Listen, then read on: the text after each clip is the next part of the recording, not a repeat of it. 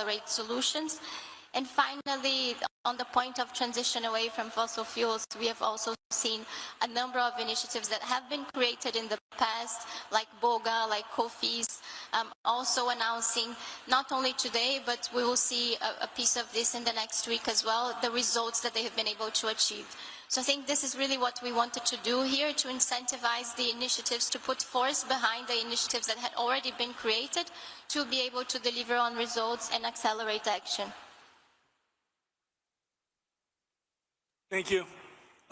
Today's press conference will have to be a little bit shorter than usual due to prior commitments from our guests, but we'll try to take a few questions. If you have a question, please raise your hand. You can go over to your colleague there in the second row. Hi, I'm Matheus from Broadcast Agência Estado. My question is for Ana, and I'd like to know, how did you receive yesterday's letter from UN, a letter that criticized some points of the organization from Brazil's presidency, and what actions have you choose to path to fulfill the asks from UN? And we can take another question here. We can go over to the gentleman in the front here, Seth. Yes, thank you. Seth Borenstein, Associated Press. Can you speak? Seth Borenstein, speak up a little Associated Press.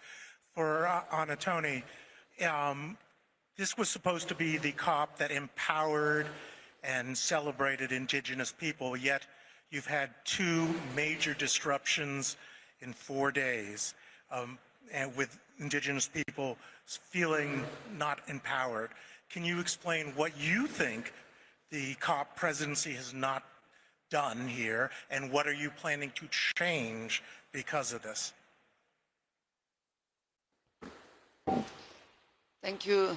Thank you for those two questions that had nothing to do with what we talked about energy industry going forward, but obviously we're happy to answer them. In relation to the UN, we are debating and discussing with the UN throughout for the whole moment. There is a very fluid communication of letters going back and forth between the UN on issues, challenges, and we are debating. We receive the letter, we respond to the letter, we act on some of those questions, and obviously we continued working together. So we received well, and continued working has been a fluid communication. On the indigenous people, we really look at what happened yesterday or the day before and today, really a celebration on having a COP in the Amazon. We have a COP in the Amazon. Brazil, President Lula could have chosen having a COP in São Paulo or in Rio or in Brasilia. We would not see indigenous people. We would not be in debate. They wouldn't have their voice heard. They have different ways of protesting. We have, as COP30 presidency, create a circle of the people, led by our Minister Sonia Guajajara. We have been debating throughout with indigenous caucus. I think they feel included very much so.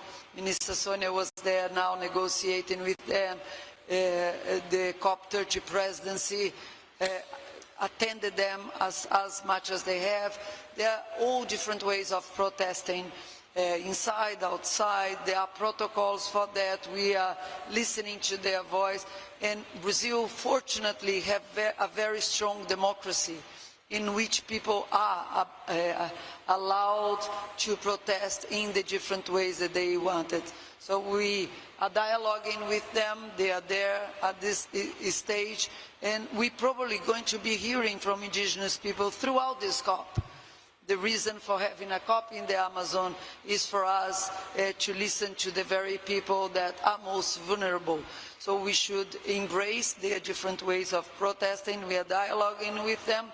We knew it would be very great numbers.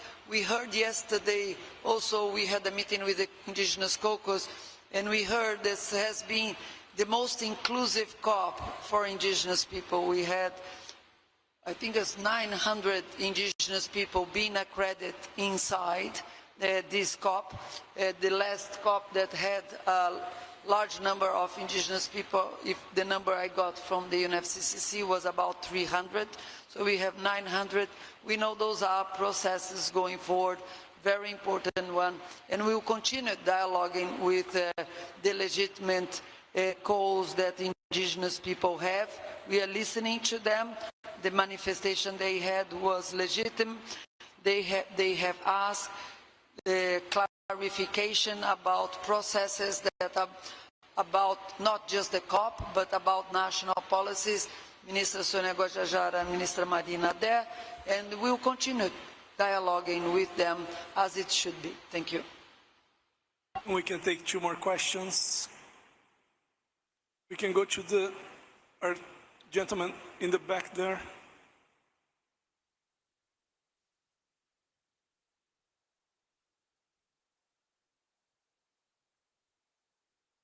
Matteo Civilline, Climate Home News. My question is on the pledge to quadruple sustainable fuels.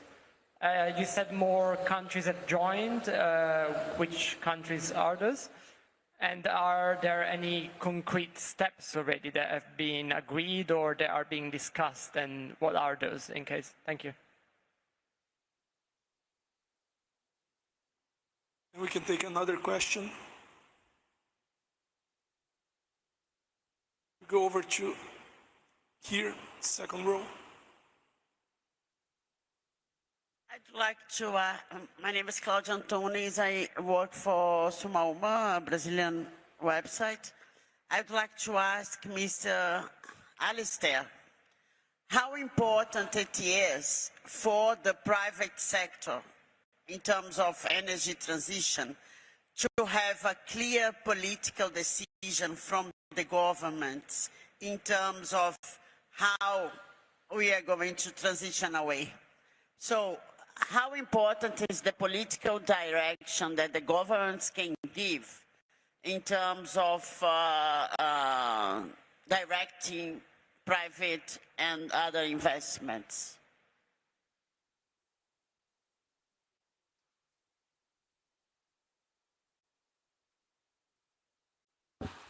All right, I'm happy to start with the sustainable fuels question. So we now have 23 countries as part of that.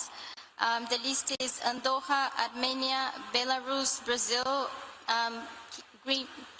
Cabo Verde, Cape Green, is that how Canada, Chile, Guatemala, Guinea, India, Italy, Japan, Kenya, Maldives, Mexico, Mozambique, Myanmar, the Netherlands, Panama, North Korea, Sudan, UAE, and Zambia. Those are the countries that have so far endorsed the 4 times increase in sustainable fuels.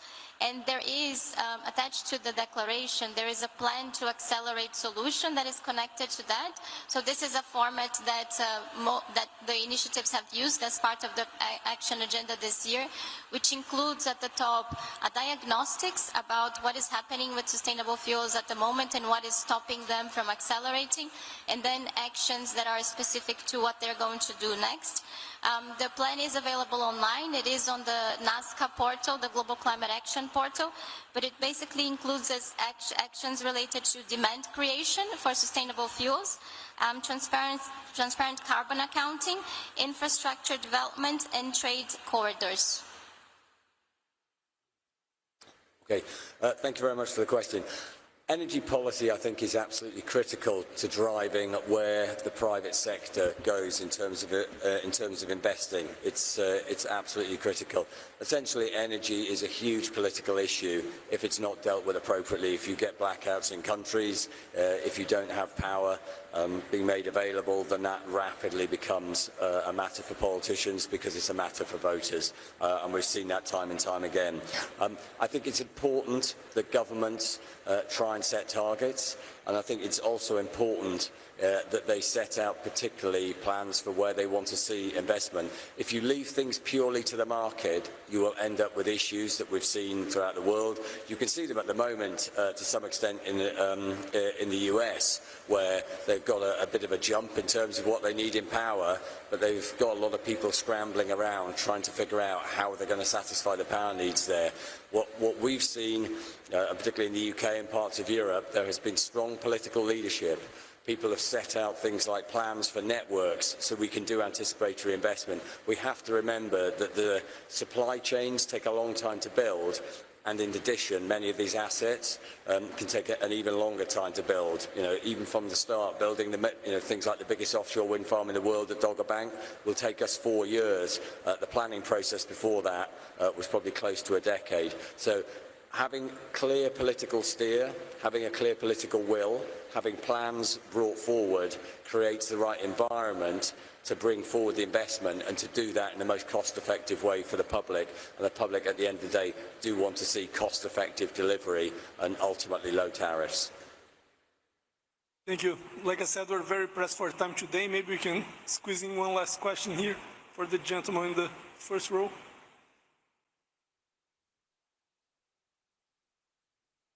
Hi, yes, Oliver Millman from The Guardian. Just on the interventions from indigenous people.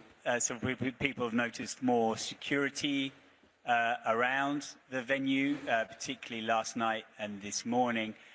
What can we expect in terms of the security presence in the light of the concerns raised by the UN about security, and how you balance that with people's right to protest and access these talks? Could you just talk through how that balance will be played out in the rest of the COP?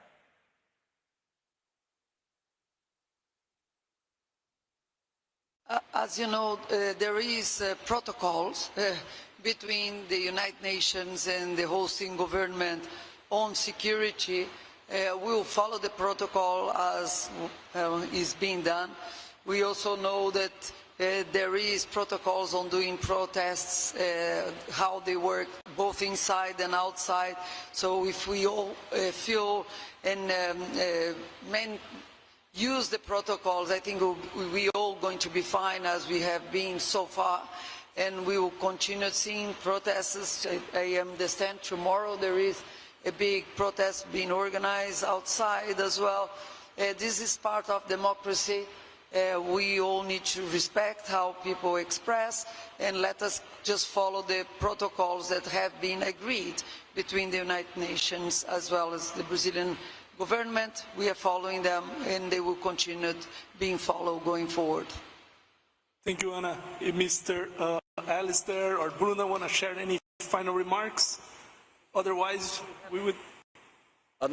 Okay, so briefly, closing remarks on this. I think essentially on behalf of UNISA, what I'd like to say is, again, thank the presidency for everything that they've done here. Be very, very clear that what we want to see going forward is this focus on actually delivering what can be there, and therefore whatever governments, whatever the presidency can agree with the many nations represented here will give us a clear view of what we need to do. And talking about that political view that we got the question earlier, having that political view from all the nations will empower us to go and make sure that we take that $1 trillion+ we've announced today and make it a much bigger number in the future. Thank you.